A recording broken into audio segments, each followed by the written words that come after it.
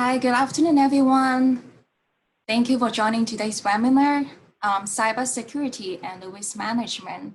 My name is Yani Lee. I am the host for today and also the event and membership manager of the Hong Kong Association.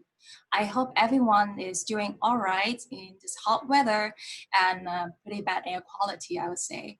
So today we are going to talk about the cybersecurity. And this is the second webinar about the cybersecurity webinar provided by our associations. So the Hong Kong Association, we are a non-profit organization, and then we have started this webinar series back in May 2020 due to the pandemic. So today we will talk about the cybersecurity, and as you may know, the cyber attacks are putting every business at risk. So what if you're potentially exposed under the cybersecurity threats? And how you should protect your business from the financial loss, information leakages, and the legal liabilities. In today's webinar, we will answer any questions that you might have related to the cybersecurity. And we are very happy to have the speakers, Mr. Travis Wong and also Mr. Greg Arthur from the CNA Insurance Company to share some of the industry insights and some information with us in the webinar today. And we are also very happy to have our HKANC chairman, Mr. Wilson now, to be today's webinar's moderator. So before we get it started, there's a couple of things I would like to go over with you. So the agenda, we will have Wilson to give he'll give us some introductions about our speakers, and then after that, we will go ahead to do the presentation, and we will answer any questions that you may have after the presentation.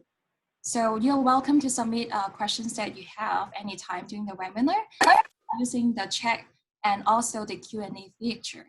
Please let me know, please raise your hand if you encounter any technical issues, and I will reach out to you privately. And at the end of the webinar, you'll be asked to complete a 2 minutes short survey.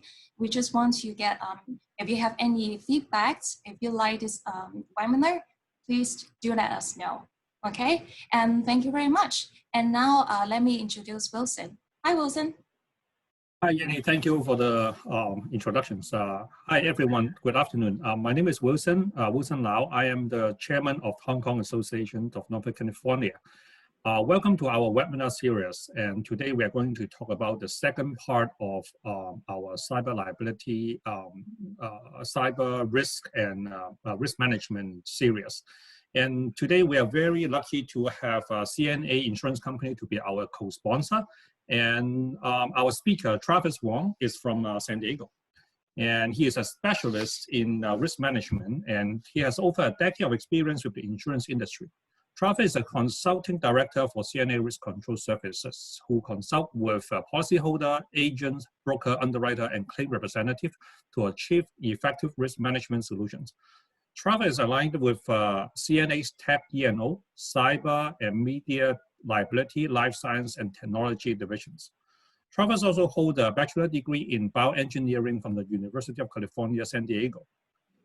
He is a certified safety professional, certified information privacy technologist, and whole associate in risk management destinations.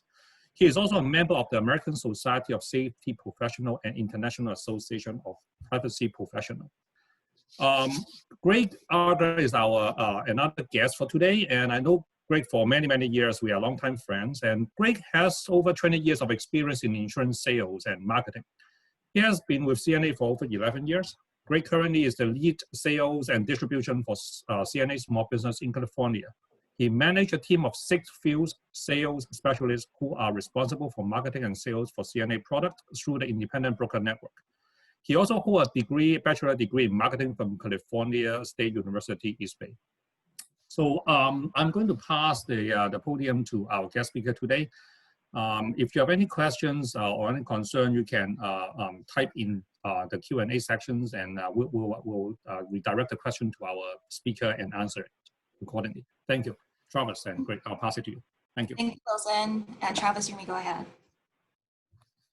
Hi, good afternoon, everyone. Thank you so much for having me, Yanni and Wilson.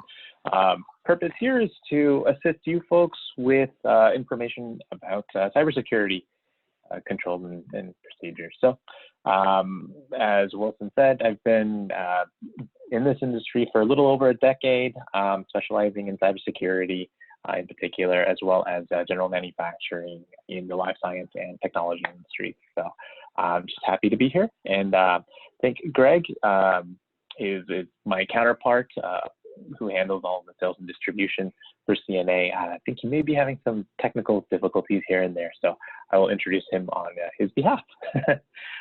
With that said, I guess we can jump right in if that works for folks. I will. Thank you, Travis.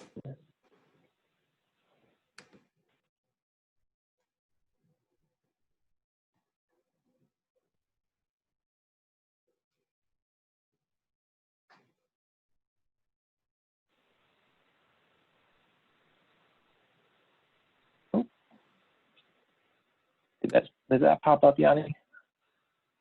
Yes, it does. Perfect. Okay, thank you. So, cyber threats and risk management. So, cyber is one of those lines of coverage in one of those industries that has become more and more prevalent in today's operations. In the past, we thought about cyber as something that was only focused on computer technology and internet type environments. But these days, it transcends all industries because of the interconnected nature of our world. You have smart thermostats that you can pick up at the local hardware store. You have smart devices that we all carry around every day. All of these devices pose cyber threats. And in order to have an optimal risk management program, it's important that we identify our threat exposure as well as control the exposure appropriately. So here is our beautiful legal disclaimer. Please read. So this information is informative only.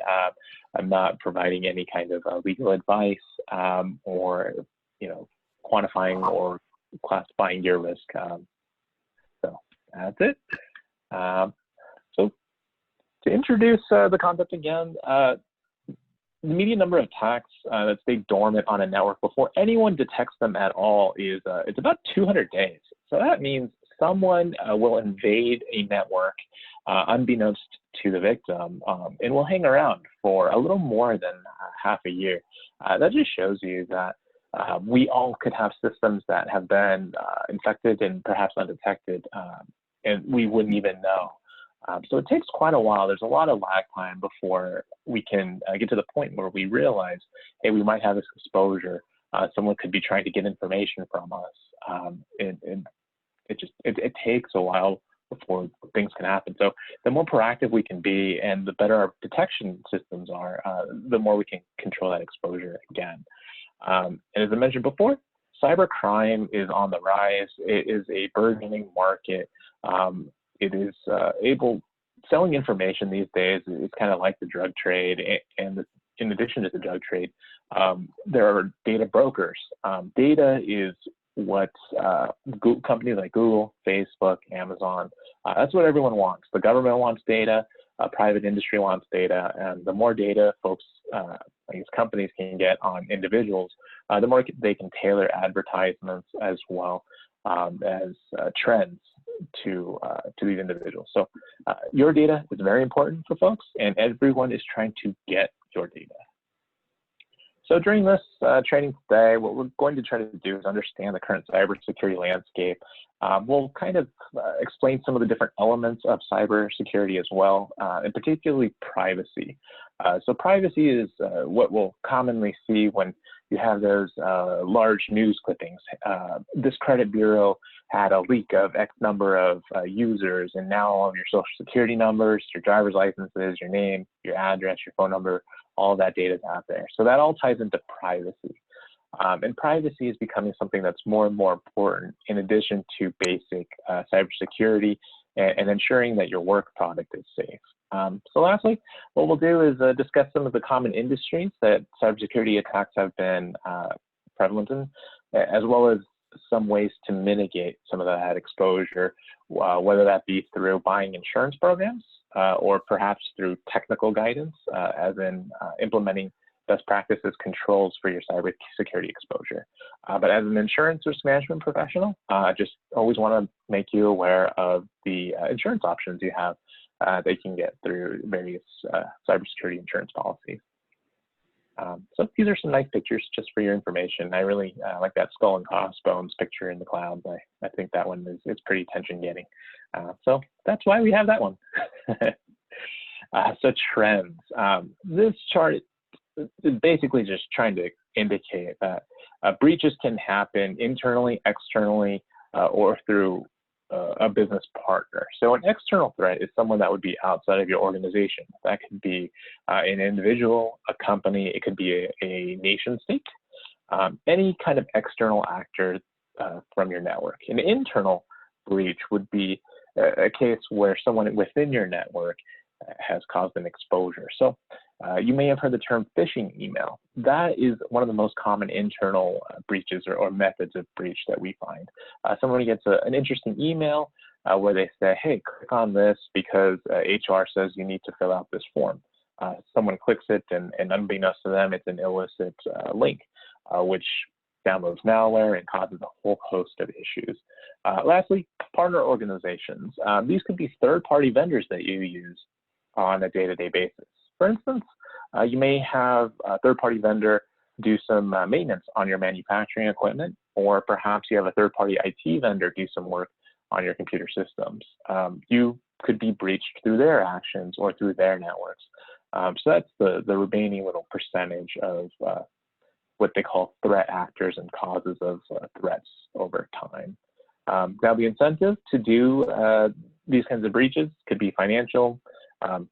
That's the vast majority of the cases. People want something out of it, to either sell the data or to take that information and monetize it in some way. Espionage is a very common one for nation states. Private individuals and hacktivist groups could be involved with espionage as well. And then other is kind of that nice catch-all that doesn't mean much, but you got to capture everything to make it 100%, or else your data looks a little odd. So that's why we kept that one there. So the idea of attack surface is an interesting concept. As I mentioned initially, the number of devices that expose you to cyber exposures and cyber losses is increasing over time. There's something now called the Internet of Things, or IoT. That concept just describes the interconnected nature of our world. A large retailer a few years ago had a large data breach when a hacker was able to get into their corporate network systems through a thermostat. It was a smart thermostat that was connected to the rest of their network, and someone was able to exploit that thermostat device to get the data and access to the network to monetize that. So that little thermostat that we're talking about, that smart device, is what we call an Internet of Things device, or an IoT device. So if you're out in the marketplace and perhaps your business is looking for some new manufacturing equipment, and you find out that the vendor allows connectivity to the device to allow for updates, software updates, as well as software monitoring, it's really convenient that that's available to you, but also be aware of the potential cyber threat that operation may pose. Folks can get in any which number of ways, and that's just one of the more common ways that we've seen in day-to-day life. So personally identifiable information. When we talk about the number of records breached or the number of records exposed through a data breach, this is what we're talking about. So personally identifiable information can be anything to identify someone. It could be your name, it could be your photo, it could be a biometric data like your handprint, fingerprints, it could be your address.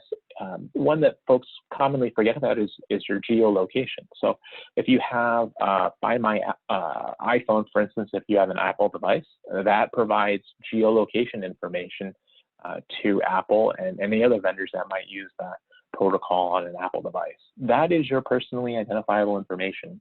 And that's all valuable information, again, that folks can monetize. So the cost to store this data is decreasing pretty much geometrically. while the need for this data is increasing geometrically.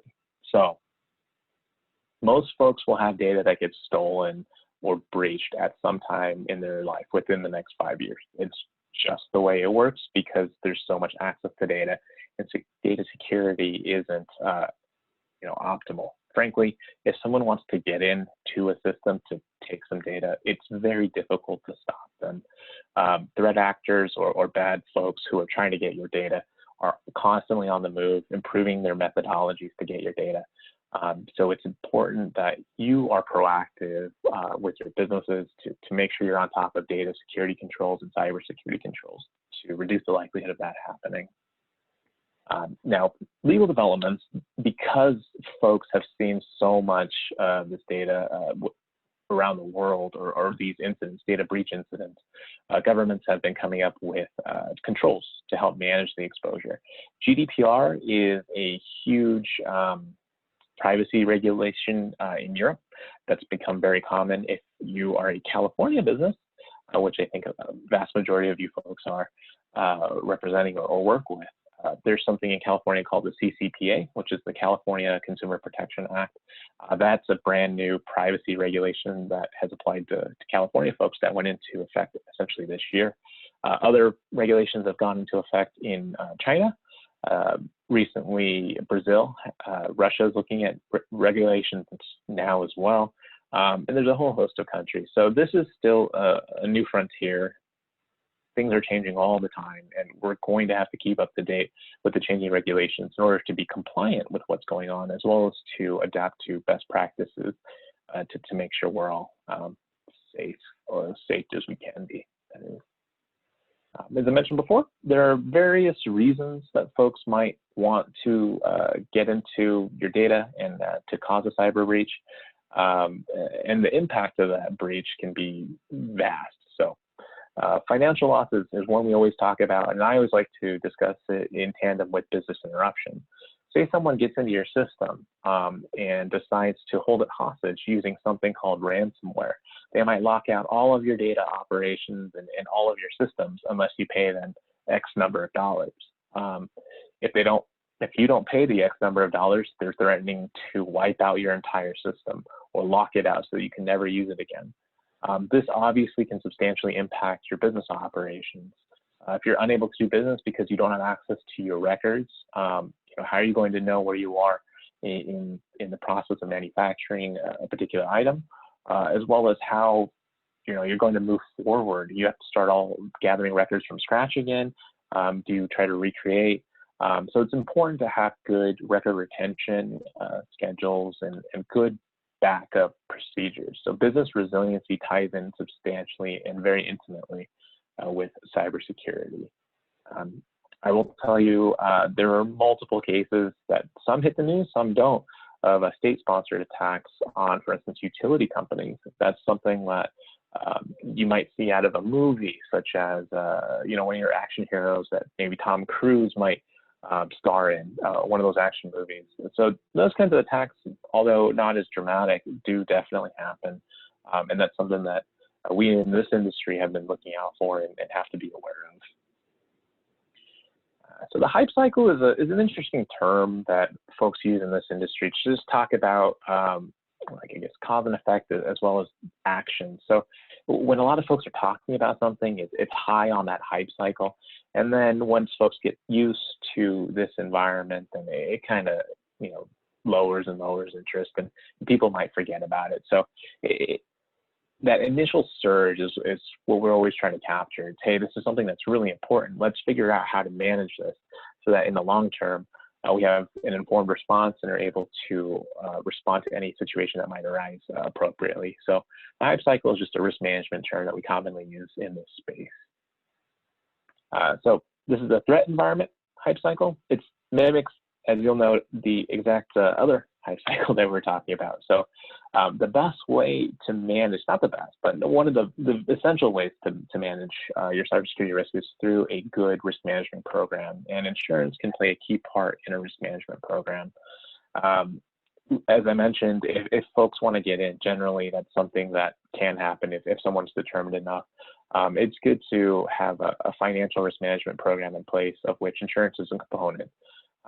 So that way, sometimes you have ransomware attacks of tens of millions of dollars, or sometimes you have losses that might result in tens of millions of dollars based on the damage done by a bad actor or a network intruder. So an insurance policy can help mitigate some of that expense so you don't have a huge upfront expenditure. That's just, there's a cost-benefit analysis that each of you has to take into account. And if you aren't really sure what kind of insurance products are available to address cybersecurity, I encourage you to reach out to your insurance agent, insurance broker for some information, because in addition to the different kinds of insurance or cybersecurity insurance policies that are available, every carrier has a different version, and there are some nuances here and there. So it's best to talk to a professional who is used to this kind of interaction, who can customize and tailor a policy to your needs. So with that said, we'll move on to a couple more details. This next part gets into some of the technical jargon, but I will simplify that as much as possible, just because who wants to listen to technical jargon all the time? So this is where insurance comes in. Third-party liability. Three main components that we're talking about here are privacy, network security, and media. So media liability, I'll go backwards just because I feel like being a rogue today. Media liability handles defamation and intellectual property infringement. So commonly this is seen in the past. If you take out a print ad for one of your competitors where you disparage them, that might be something that would fall under the media liability part of a cybersecurity insurance policy. Network security liability, that happens, or that has to do with a breach of your network. So if someone gets in, is able to disrupt your data network, that would fall under network security liability. You might be unable to continue business operations, as I mentioned before. That's why the business resiliency and business interruption comes into play. So that part of the insurance coverage is what's covered under network security liability. And then lastly, privacy liability is what we started out talking about, the credit bureau breach, where folks sell your data. The things that hit the news pretty much have to do with privacy liability. So this could be regulatory, fines for violation of GDPR, CCPA, something of that nature. That could be privacy liability. But more often than not, it's a data breach and the cost to mitigate that damage for a party's customers. So you may have seen in the credit bureau breach that I was referring to, identity management controls or identity management services were provided to affected customers as a way to mitigate some of that loss. Some of that activity and some of the costs associated with hiring folks to manage their credit and their identities could have been covered by insurance under the privacy liability section of the insurance policy. First party expenses, extortion demands, that's when someone locks out your system and they're demanding payments. So that's kind of a ransomware type event. Privacy event exposures, hire a PR firm, that forensics firm, to do some research. And I'll tell you at CNA, we've partnered with some key forensics firms. We provide some discounts because of our relationship with those firms, because we're so passionate about controlling first party expenses and working with folks that we know and we trust and we've vetted.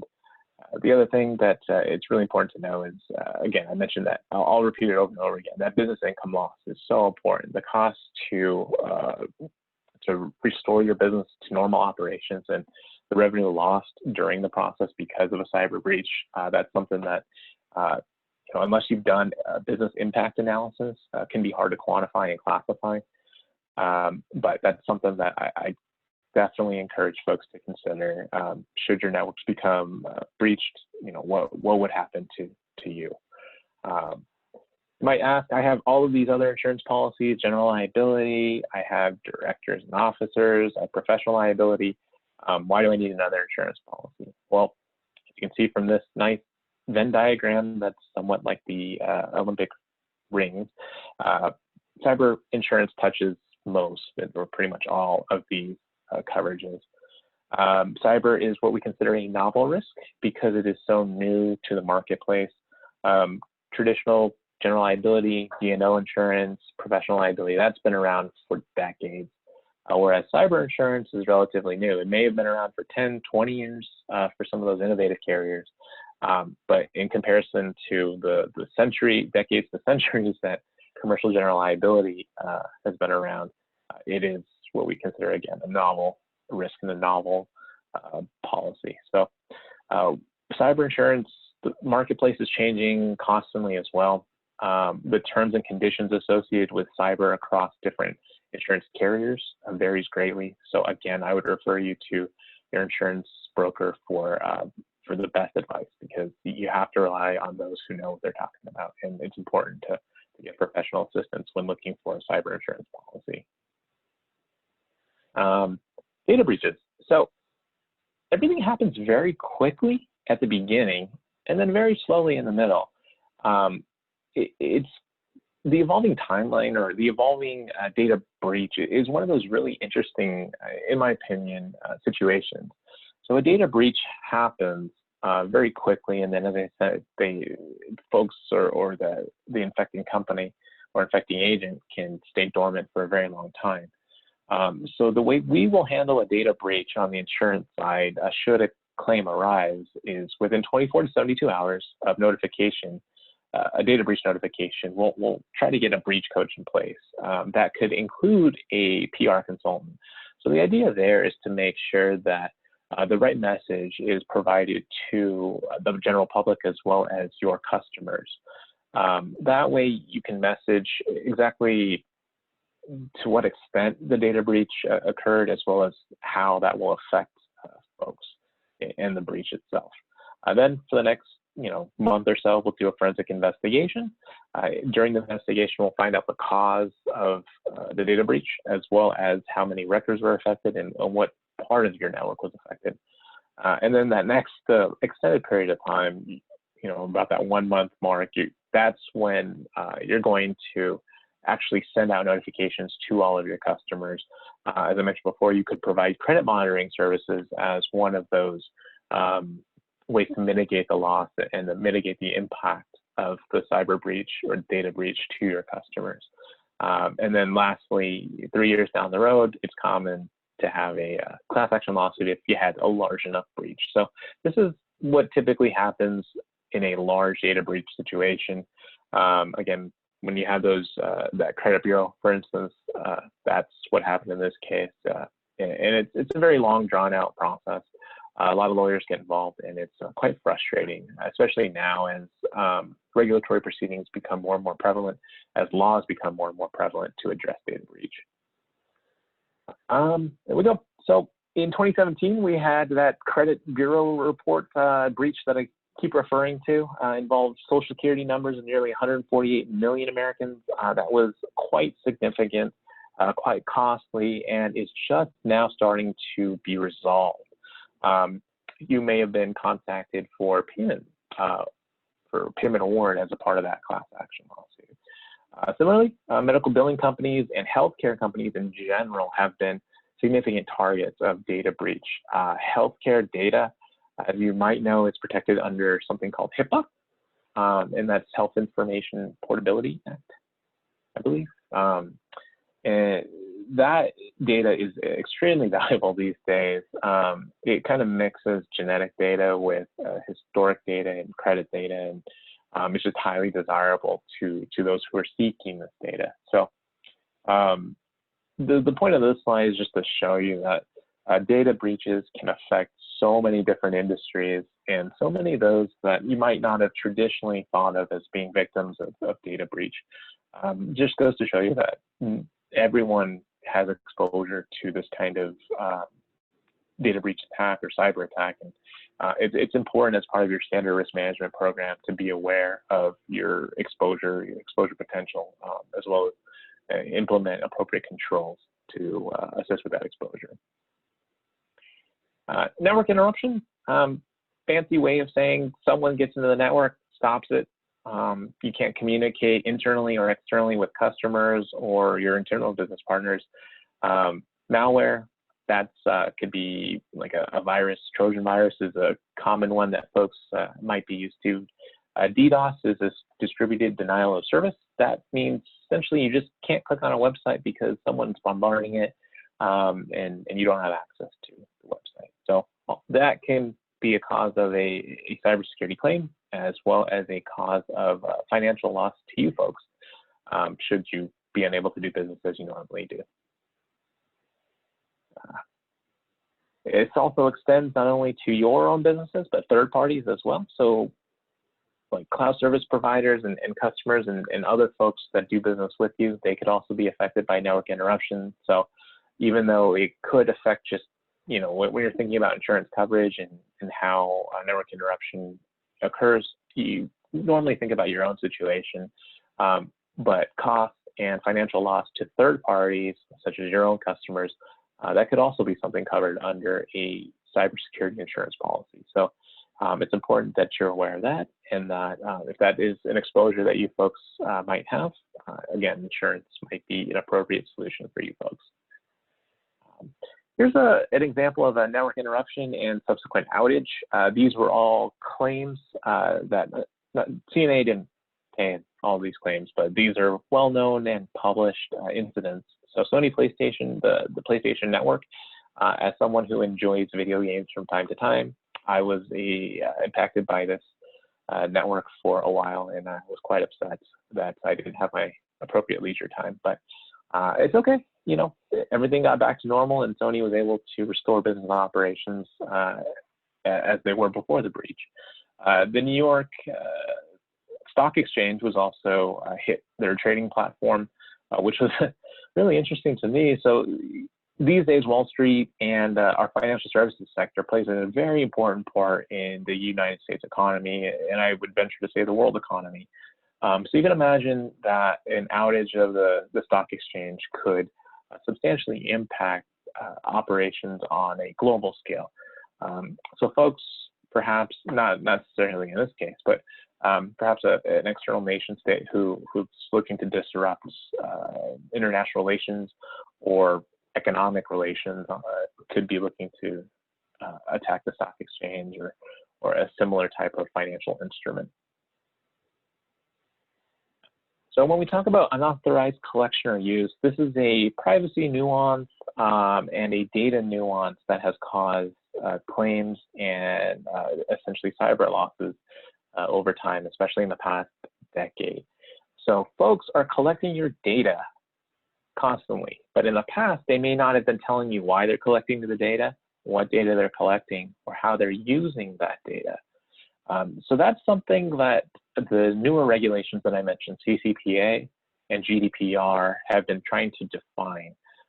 So the way that companies collect and use data is now defined, and it's really important that if you are collecting or using data in any way, that you disclose that methodology in order to be compliant, one, with those regulations that I mentioned, and two, as a best practice.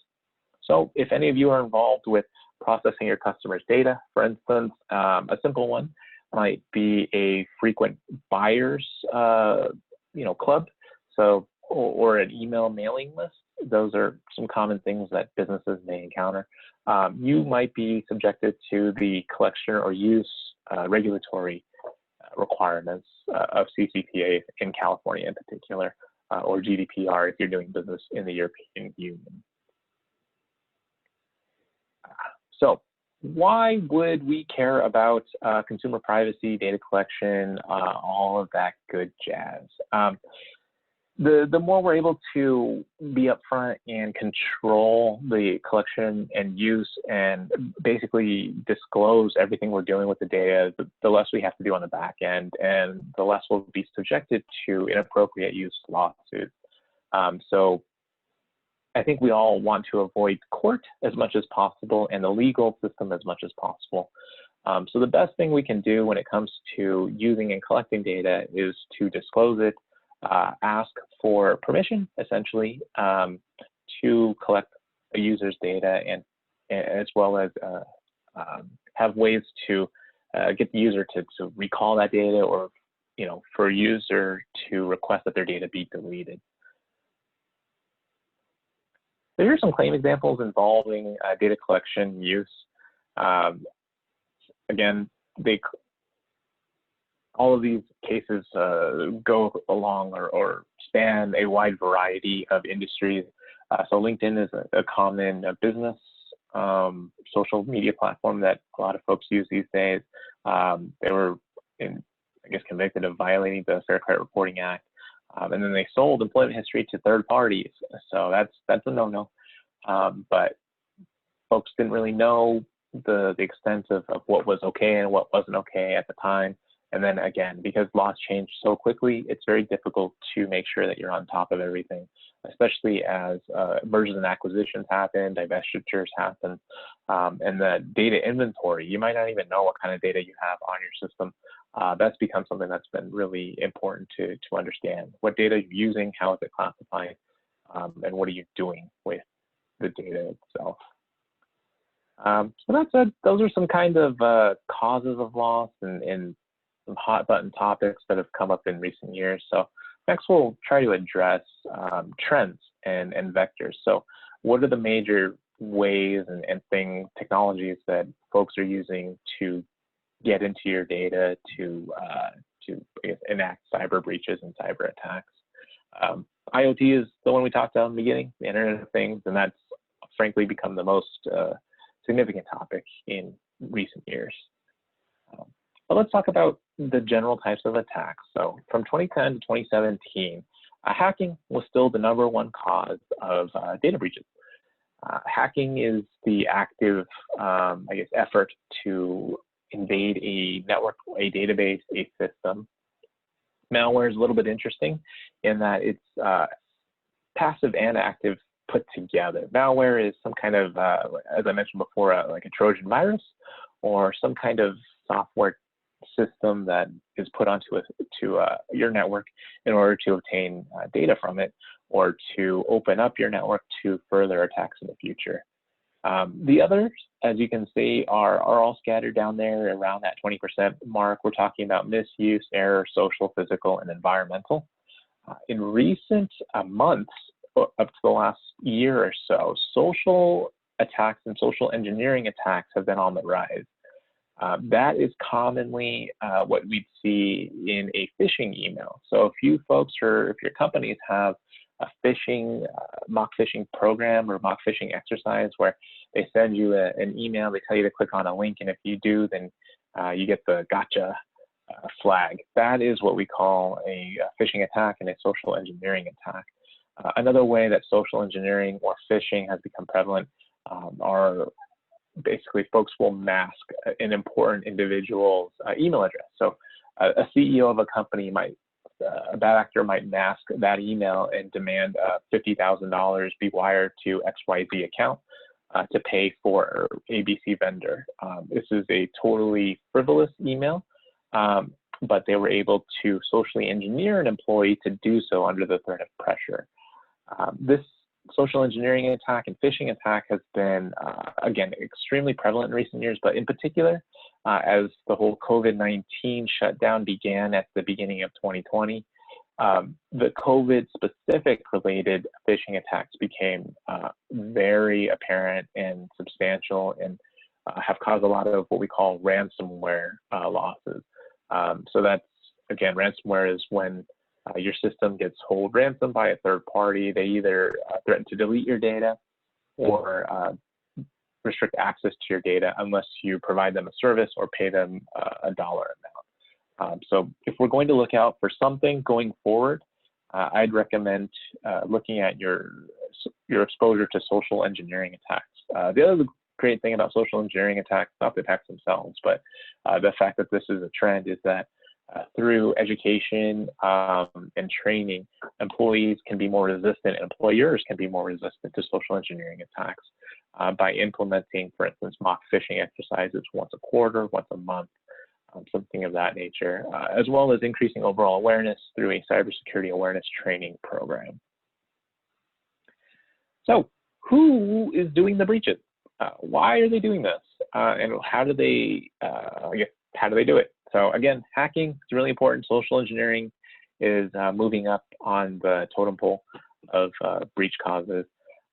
And a lot of the outside breaches are actually organized by by criminal groups or by nation states.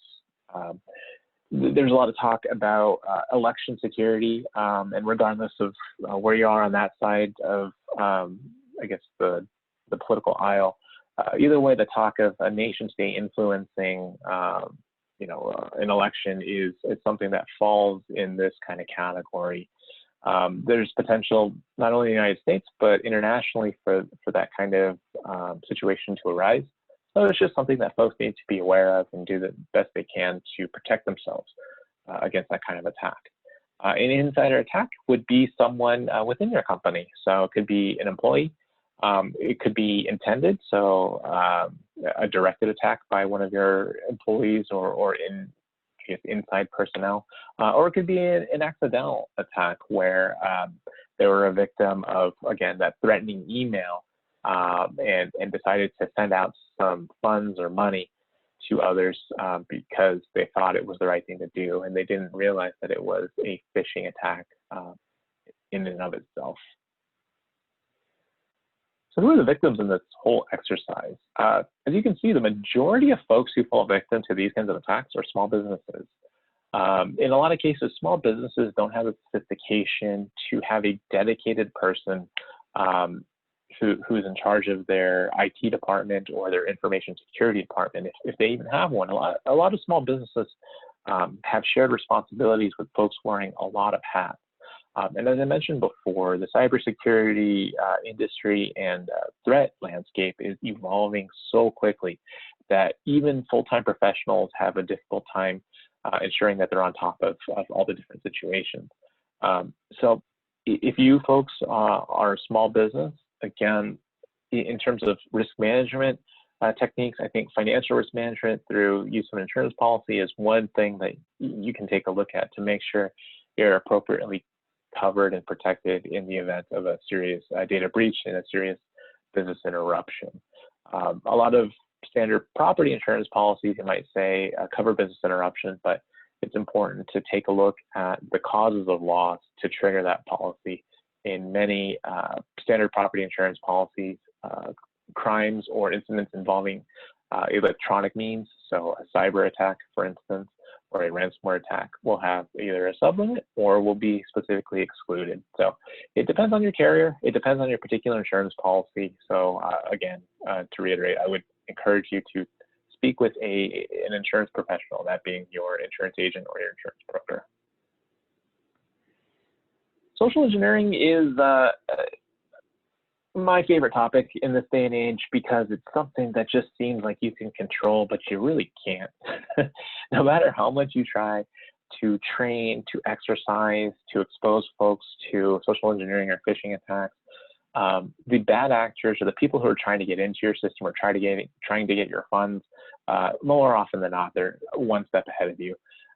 Back in the day, there was a really interesting email scam, I'll call it a scam, that involved a prince of an African country asking you to send that individual money because they just were locked out of their account. So that's a similar kind of way to convince someone to send something or to provide funds to someone through social engineering, phishing.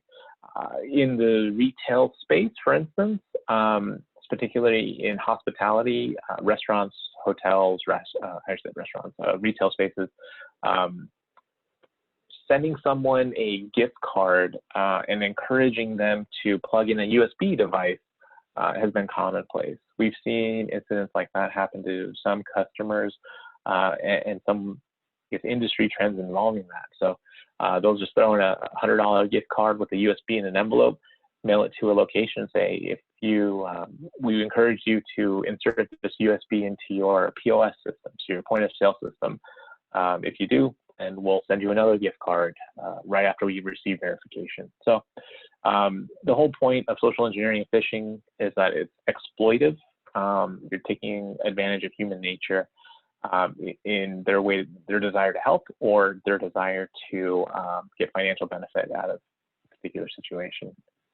Ransomware, we've talked so much. Business interruption is a big result loss of ransomware attacks. I think we'll skip that one for now. Distributed denial of service, as I mentioned, folks bombarding your network with requests or queries. That is a very common form of attack, more so in the past than these days, because these days, generally speaking, we have better protections in place to prevent this kind of attack. But if someone decides to use a cloud-based DDoS attack, then we can be in some big trouble, because it's a lot easier for the bad actor or the attacker to overwhelm the system using cloud-based technology. As we kind of say, the cloud is somewhere out there. We don't really know where it is, but it's everywhere. So you can imagine being attacked from multiple different points all at the same time. It's something that's very difficult to control. Business email compromise. That is the incident I was talking about. Grooming a target, convincing them that perhaps a masked email address from a CEO was a legitimate request to transfer money from point A to point B. It's a multi-step process. This one has been interesting because I've seen it personally happen to both small and large companies. I think it's for whatever reason, it makes sense in one way or another. Executive admins have been a target of this kind of attack. Basically, hey, admin, I need money sent to this account to pay for this service. Please do so immediately. It's very difficult to identify business email compromise or this kind of request for fund transfer if folks aren't used to seeing this type of incident and being able to identify a fake or a masked email. That's why employee training and awareness is extremely important for, I guess, is an extremely important control to prevent this kind of thing from happening or to reduce the likelihood of it happening. One of the best things I've seen folks do is implement that phishing program that I mentioned. CNA has a relationship with a company called Cofense. They provide training modules to companies that they can load on their own learning management system, and are able to take advantage of that system, that protocol to provide awareness training to their employees. Vulnerabilities. This is a lot of information that basically says that there are more and more vulnerabilities as years go on. Crypto mining is something that's been really interesting. Bitcoin, as cryptocurrencies and Bitcoin rose, folks, instead of hacking systems to steal data, they would hack systems to install mining protocols to hopefully use a third party's computer resources to mine cryptocurrency. That's something that we've seen over time. If you're taking a look at your network and all of a sudden you see a large spike in resource use, that could be a cryptocurrency attack. So that's another vulnerability and situation that you might want to take a look at. So energy use is a good indicator of what's going on there. So lastly, I think we'll talk about some key industries that have seen data breaches. Public administration has been huge in the news, not so much in the last 3 or 4 months, but in the past 6 to 12 months. You heard of entire cities being locked down. I think Baltimore is a famous one. Their city infrastructure was locked down. I believe they paid ransomware, and then it was locked down again. So that's something that has caused some incidents and just to be aware of, I guess, if you're in the public sector. Healthcare, as I mentioned, has become more and more prevalent. HIPAA and healthcare information is extremely valuable on the dark web and illicit marketplaces. Finance has always been a target of this kind of attack. Information, same thing. Retail has become more and more prevalent. That's your large big box retailers, your small retailers.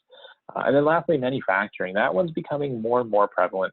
I have an incident that I can talk about where a manufacturer had 2 locations, one in the US, one externally.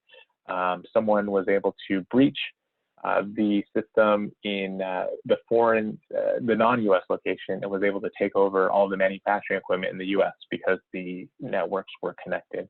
That caused a fire, property damage, and resulted in a large business interruption claim and incident. All of this information here just is talking about the type of data that gets breached and how they do it. So in the healthcare industry, we're talking about public health information and personally identifiable information.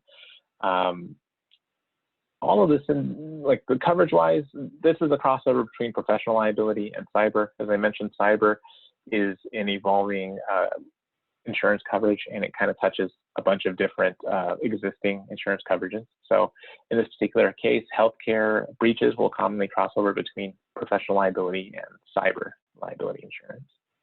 Same thing in the financial services sector.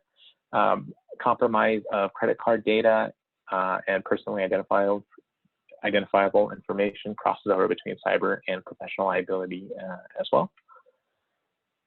In the information industry, compromise of credentials or consumer data could involve errors and omissions or media liability in order to appropriately control against dissemination of information and make sure that the appropriate people are accessing your network.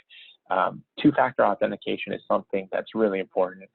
You may have heard that referred to as two-factor or multi-factor authentication. Using a third-party provider, such as, for instance, Google Authenticator or Okta. Those are some 2 popular multi-factor authentication companies that can help limit that exposure. But coverage-wise, this overlaps between technology errors and omissions and cyber liability insurance. In the retail industry, this is classic cyber. Someone gets your data and all of your records, as well as your PCI info, so your payment card information. It's traditional cyber loss exposure as well. And then lastly, the manufacturing industry. I think this is lastly. That's what I mentioned before, the overlap between property, business interruption, as well as cyber insurance. There's some overlap, there's some nuance, there are exclusions these days built in so that you don't have overlapping coverage whenever possible. But just be aware, just because you might have business interruption insurance, property insurance that is, it may not necessarily cover an attack caused by a cyber event. So in summary, hope that everyone got a better idea of the cybersecurity landscape, had a little bit of an idea of what cyber policy coverage is and when it may interact with other lines of coverage, and basically understand some common ways that folks get attacked with cybersecurity incidents. I guess my biggest takeaway from this is cyber controls are evolving. If you even have the best controls and the best practices in the entire world or the entire industry, because of the evolving nature of this industry, it may be outdated the moment you put it into place. It's important to handle risk management from a engineering standpoint, so that would be your network controls. But I also think it's important to have risk management controls from a financial risk management standpoint. So that would be your insurance policies. So with that, just wanted to say thank you to everyone, and I'll open it up to some questions. All right, thank you so much for your presentation, Travis. I've seen a lot of technical terms, but you've been explaining them very clearly. I guess the audience will feel the same as me. So we do have some questions from the audience. Maybe Wilson, you can let Travis know about the questions and then get them answered. Yanni, I do not see any answer, any question on my side. Oh, okay. So let me check. We do have 2 questions here. Maybe I will go over them. So the first question is, as we just mentioned about so many cyber security risk. So we want to know, like, is there any like cyber risk assessment or like any precautions that Travis you will recommend to the audience? Yeah, so in terms of risk assessments, there's a cyber risk assessment that you can do yourself. There are some self-service tools on websites. So a really good general resource to use is a website called NIST. It is a government website, and that's spelled N-I-S-T. They have, yes, N-I-S-T. There are some self-evaluation tools there, and the NIST framework. So they have two frameworks. There's the cybersecurity framework and the privacy framework. And those are both seen as best in the industry. It's a self-evaluation tool and methodology. There's a very long instruction book there, but that is something I would highly recommend you to do, to fill out that self-evaluation assessment to see where you fall on their rating scale. And then the whole small companies to large companies, I've seen all of them use it and try to move toward a more, what we call a more mature cybersecurity program. Now, if we're talking about a risk assessment, particularly for privacy, you can also do what we call a privacy impact assessment. You can do one yourself through a nice online search of privacy impact assessment, self-evaluation, or you can hire, if you're a larger company, a third-party firm to do one for you. Similarly, on the business interruption or business continuity front, there's something called the business impact assessment. So that is, again, a self-assessment that can be done, or a third-party assessment done by a specialized firm. So your accounting firms will typically help you out with business impact assessments, or consulting firms, or even legal firms that specialize in cybersecurity and business impact can help you out there. And just as a caveat, CNA has special relationships with consulting firms and entities that provide a discount to our policyholders, our monoline cyber policyholders, just as an FYI. A lot of companies have the same type of relationships, but it's important to work with well-known and reputable companies if you're doing this kind of assessment. Hey, Travis, can you provide the website information to Yanni so that we can distribute it to our audience? We have audience asking about the website address again. Yes, definitely. So I will send all of the information, some relevant PDFs, as well as the CNA specific website information for our cybersecurity program. I will send that all out to Yanni for dissemination. Great. Just send the website to the under chat. Hey, we have another question. We have two more questions actually. One is from Nathan. Mr. Chen is my friend also. For startup companies that don't quite have the resource to hire a large cybersecurity team, what do you recommend they do in order to ensure that they aren't crippled by this risk should they happen? Yeah, so the difficult thing about a cyber risk is we talk about it very generically. It's very broad. Like, one of the things that is important to understand is, identify your risks. That's something that you don't need a dedicated department to do. If you can have someone identify how many devices or what devices connect to the internet, that is the perfect starting point. Figure out what connects to the internet, how they connect to the internet, and then go from there. If you have an IT vendor or someone who handles IT inside of your organization, it's important to ask them, hey, like, what are my vulnerabilities here? Like, I appreciate that I can access the internet, but am I doing it correctly and in a safe manner?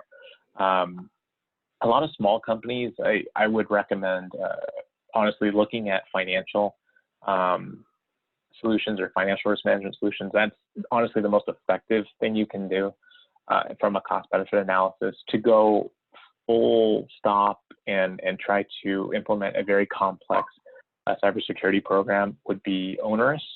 And while it's something I would always recommend, I can see it being cost and time prohibitive. If you're doing something very quick, I think training and awareness is a really what we call low-hanging fruit. It can prevent a lot of incidents from happening without doing too much. So just making folks aware of what's going on in the world and in the marketplace, so that your employees know, hey, someone might want to send me an email that is malicious. Like, not every email I get is is for a business reason. So that alone can help you out a lot. Again, if someone wants to get in your system, more often than not, they'll be able to. But you have to, as a business, determine what's the likelihood of that happening and what kind of information do I have that someone would actually want. So if I'm going to have a starting point, 1, figure out what connects to the internet. 2, make sure everyone has some kind of awareness program in place. And then 3, if you really want to go to that next step, have a mock phishing program. That really helps with the social engineering and ransomware. We have actually we have 2 more questions here. The second one is from Johnny. So I'll remember. Yeah, should we answer it after the webinar, or should we pass it to Travis now? Just only 2. We can answer it. Right. Yeah. Okay. So from Johnny, he's running an old-fashioned non-profit service, senior and for children. At present, they are using PC to store client information, even though they do not allow staff to take home with the data, but still is like an unlocked safe. What is your recommendation for us to kickstart for protections? Another question is from I think it's from N. I'm not sure about the name. It's abbreviation. Can you share your view on the decentralized versus centralized architecture with respect to security? He joined it late, and so he has this question. Maybe you covered it already. No. So I'll handle the first one first. So in terms of data security and privacy, if you're storing all the data on a PC, and you don't restrict access to it, that it could have privacy implications. That's something that you want to definitely control.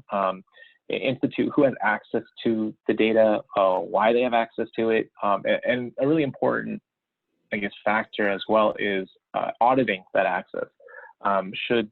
Does someone need to access the data 6 months from now, 12 months from now? And then lastly, as any good, retention policy, any good company should have some kind of retention policy. How long do you need this data? After 7 years, can I delete it? It's very difficult. It's kind of like financial data as well. There's a period where you should have it, and then afterwards, if you're not, like, by regulation, if you don't have to have it anymore, it kind of does you more harm than good in a lot of ways. So in that respect, like in data inventory policy would be really good in the first place. And then 2, like accessing data, because it goes even beyond cyber when you're talking about storing sensitive information on a PC. Cyber will handle if folks outside your network try to access that data and then use it for malicious intent. But even someone inside your company, so like an inside actor or inside threat, can just access the data and use it for any which reason. That wouldn't necessarily be a cyber incident, but that could be, perhaps an employer's liability or some kind of other liability incident. So that's important. Now, in terms of best practices for data network architecture, that is something that it's really complicated because the complexity of networks just changes so much based on your particular operation and environment. I think, so NIST has a best practices guideline. Again, that's NIST, that handles or tries to address conceptually the best practices between different layers of your network. There are so many different functions like firewalls, the way you distribute like data from one point to another, the type of encryption, that each case is just, it's so, it's so customized that it's very difficult to just discuss best practices. If I can find something specifically in NIST, I will make sure to highlight that and then send it to Yanni as well for distribution. Yeah, if folks you have any follow-up questions or you want to reach out to Travis regarding to the webinar topics, we will share his contact information on our website. You may feel free to reach out to him directly. And since we are running a little bit behind the schedule, if you have more questions, then we will answer those questions after the webinar. And Wilson, thank you so much. Yeah, thank you everyone for joining this evening's event. And Travis is a it's a very useful resource for us as an underwriter. If you have any questions about cyber exposure, you can consult a professional. And in our association, we have a few insurance professional on our membership list. So you can contact them, or you can email us or Yanni and contact Travis directly also. So thank you very much, Travis and Greg, for sponsoring our event and provide such a informative information for us. We'll see you next time. And you can talk about this event too. Thank you, everyone. Yes. So before we end the webinar, I just want to give you an announcement. We will have an upcoming webinar next Wednesday, which we will be talking about the Bay Area residential real estate market. If you're interested in signing up, you can visit our website and register from there directly. And also, for any current HKANC member, we now have a new feature on our website. If you want to connect with our members, just sign up for the online membership, and you'll be able to see the member directory. All right, so I hope everyone will have a good afternoon, and if you have any questions afterward, feel free to connect with me. And my email will be yl@hkanc.com. Thank you, Wilson. Thank you, Travis. Thank you, everyone. Thank you, everyone. Thank you. Thank you. Have a nice day. Bye.